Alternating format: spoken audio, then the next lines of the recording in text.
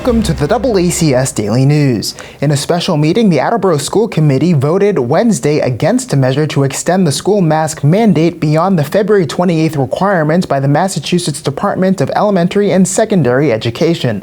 The measure failed by a vote of 5-4, with committee members Steve Withers Jr., Bill Larson, Jim Storrs, Lynn Porto, and Scott Domenici voting against an extension, and committee members Rob Geddes, Shannon Johnson, Chris Frappier, and Diane Sawyer voting for the extension. Those for the measure cited guidance from the CDC and the American Academy of Pediatrics, in addition to the lack of a COVID-19 vaccine for children under the age of 5. Additional concerns were raised regarding the possibility of a spike in cases after students return from February vacation. I have to say, for the people that have contacted me, there is a divide.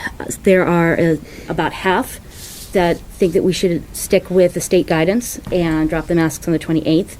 And there's another majority that feels that they are ready for masks to go away. But due to the historical uptick in cases when we come back from a vacation, they're asking for a 1 to 2 week extension of the mask mandate. I am not so naive or blind to know that masks in and of themselves will stop COVID. But it is one layer of mitigation.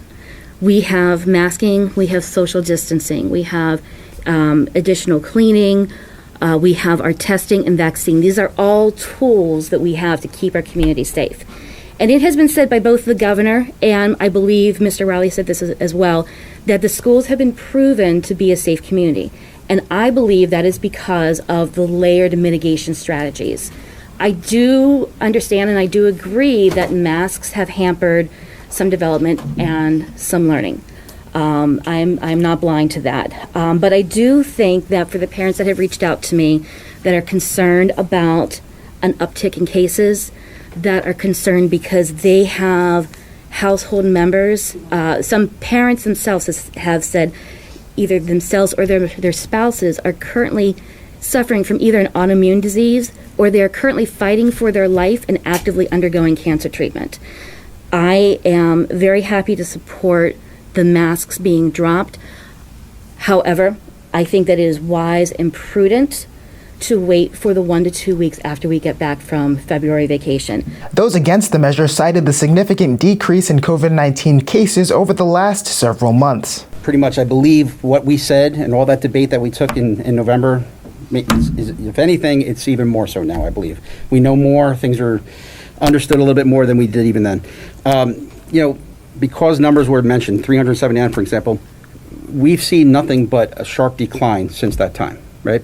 In fact, I think we're now at 8% of that 379 number. That's a huge, 33 today, I think was the information that we were given, 33 from 397. Think about that. And I think of everything, the most important thing to me is this. We have something this year that we didn't have last year. We have testing. And I think it's safe to say, but I'll verify with the superintendent.